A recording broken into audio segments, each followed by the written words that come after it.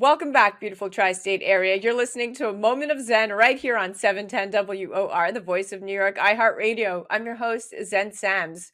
Up next in the Going Deep segment, brought to you by CO2 Lift in our Expert on the Microphone series. Today, we're featuring Dr. Stanley Okoro, founder of Georgia Plastic and Reconstructive Surgery.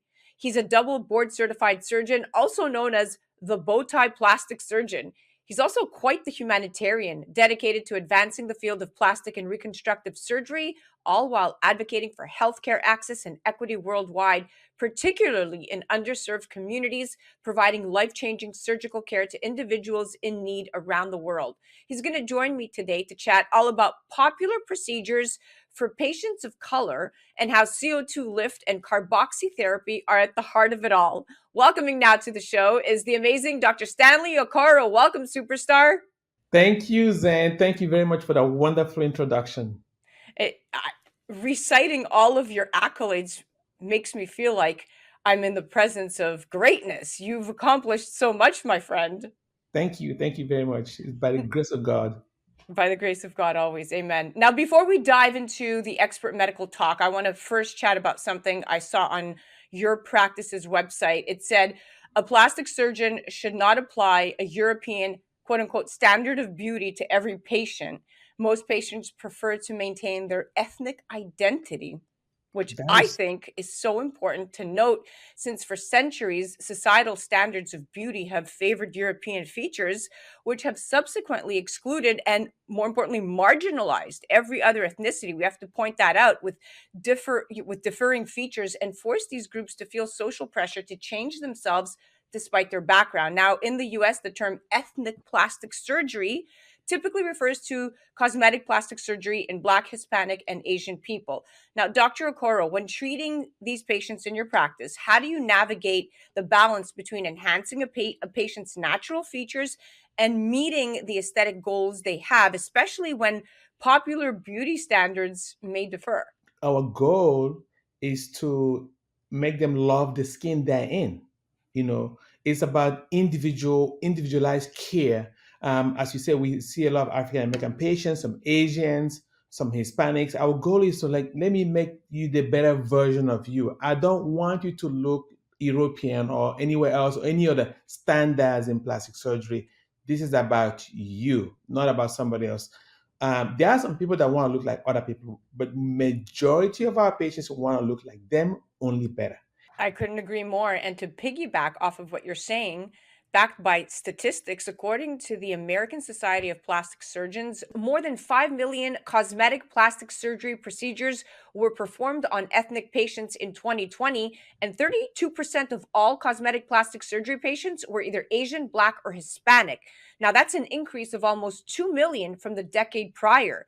So, as plastic surgery has risen in popularity and advancements, it only makes sense that many ethnic patients have become more aware of what procedures are best available to help them achieve their ideal beauty standards of what those standards are for themselves. So, Dr. Okoro, as an African American plastic surgeon yourself with many ethnic patients and patients with darker skin, what are some of the most popular cosmetic procedures you're seeing requested from these patients, and why do you think these procedures resonate with them? So that's a very good statistic. And then those statistics are the ones that are actually reported. Many more are not reported. So it's more, I think recently the plastic surgery or the cosmetic industry have recognized that the African American patient, the Hispanic patient, the Asian patients there's a lot of them that want these procedures. So they want what everybody else want, but they have not been recognized or respected in the industry. So they want facial enhancement, they want breast lift. Many of my patients want the body, the curvy body, the abdomen, snatched waistline. And the good thing now, people still want a nice butt. They don't want a big butt. They just want a better looking figure. And I guess the ethnic shape. Most Africans and Hispanics they want that shape. So that's the most common thing that they request. But we always say, black don't crack. They always say that, but it Yeah. does after age 40. So the Yeah. facial needs come in play, but most young people want a body. As they get older, they want the face. So they want what everybody's want, but you just have to individualize it to their own needs. Now let's bring CO2 lift into the picture. So carboxytherapy has been around since the 1930s, but the method of delivery has since changed and is no longer injected, but instead delivered non-invasively in a mask format, and it can actually be used anywhere on the body. In addition to CO2 lift being used as a monotherapy, it is also proven to heavily aid both pre and post procedure routines when using it in combo therapies. So, you perform many different types of procedures on the face, breasts, and body. How have you incorporated CO2 lift into your practice, and what benefits does it offer to your patients, particularly those with darker skin tones?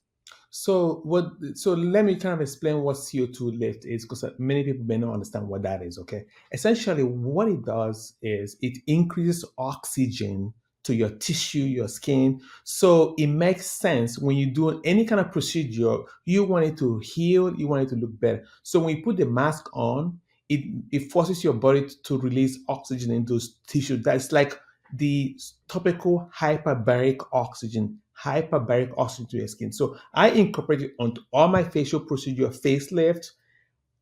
This morning we're doing like micro needling of the face and neck. We're gonna put it after that. It calms the skin, makes it heal better. We incorporate it to any surgical procedures where I want increased oxygen.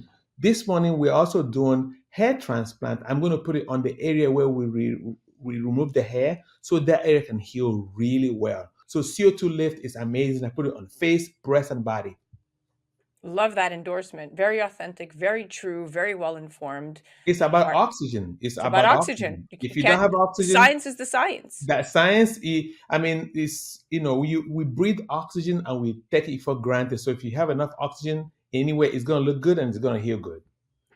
You said it. Now let's talk specifically about scarring and the post-procedure routine. I know you're well known for your expertise in a long list of procedures, some of which include liposuction, breast augmentations, mommy makeovers, tummy tucks, and BBLs, what we just talked about. Now, again, looking specifically at patients with darker skin, these patients are more susceptible to keloids and hypertrophic scars and run a higher risk of facing abnormal scarring after a procedure. So, can you discuss any specific techniques that are particularly beneficial for treating this scarring? And I'd love to hear your thoughts on how CO2 lift can play into this as well.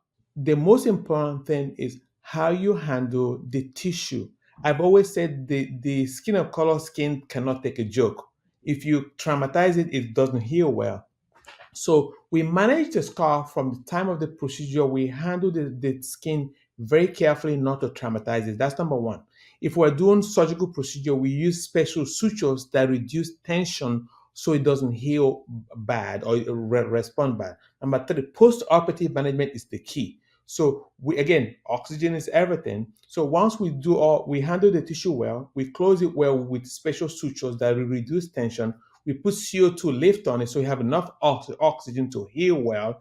And then for those that still have scarring, I think the easy part is the surgery. The hard part is the post-op management, making sure that the patients are coming back to your clinic. And then if we have to inject it, we'll inject it with any kind of steroid or cream or injection to make sure we manage the scar well. That's how we do that. And specifically speaking about CO2 lift again, are there any limitations or considerations you take into account when using it on patients with different skin types or tones? No, the body loves oxygen. There you go. You can give enough oxygen. So I mean, I always encourage my patient at least do it at least 3 days. If you can afford to do, the longer the better.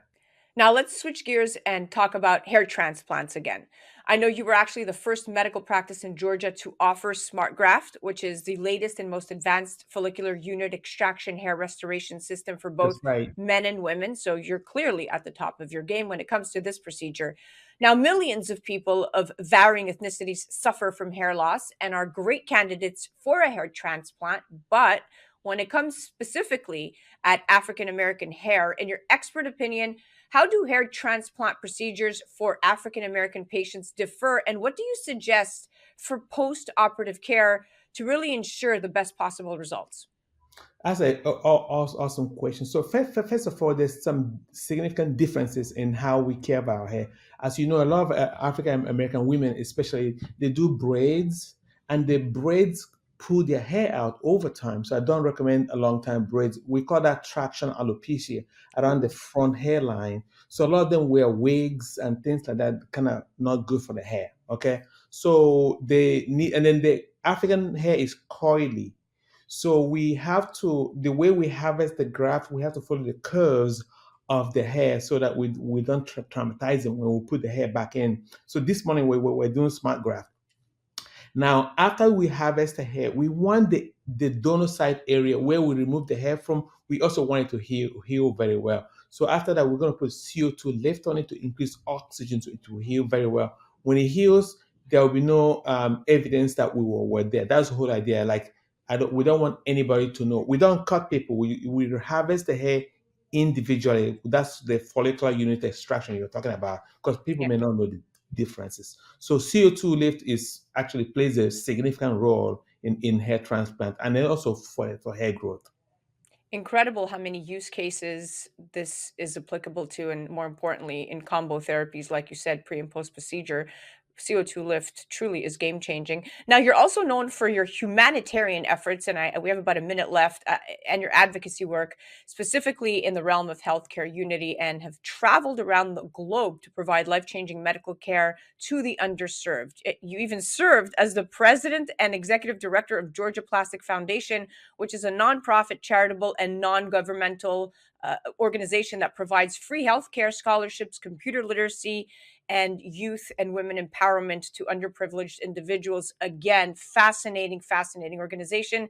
And you're at the top of that. Very admirable pursuits. Can you share a particularly maybe memorable experience with us from your career regarding this work? And how can healthcare providers in your field advocate for more inclusive care to really ensure that these underserved groups are not left behind when it comes to medical care and advancements?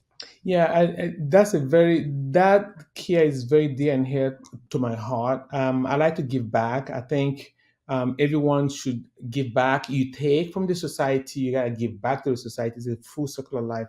I love to help people. That's my passion. I do.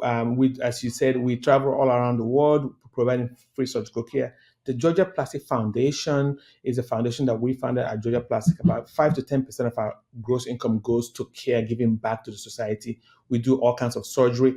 In terms of memory, I was a little kid that we did about 2 or 3 years ago, and he couldn't walk. He was burnt, and he had what we call scar contracture. His knee was contracted, and we're able to release his knee. Now he can walk. I mean, there's a little kid in Nigeria that had a big tumor on his head, and then they thought he was a monster. He was an outcast, couldn't go to school, and you should just see the smile on his face when the tumor was removed, free of charge.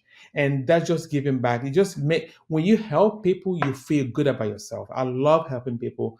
I think plastic surgery has given me the avenue and the access to do what I love to do.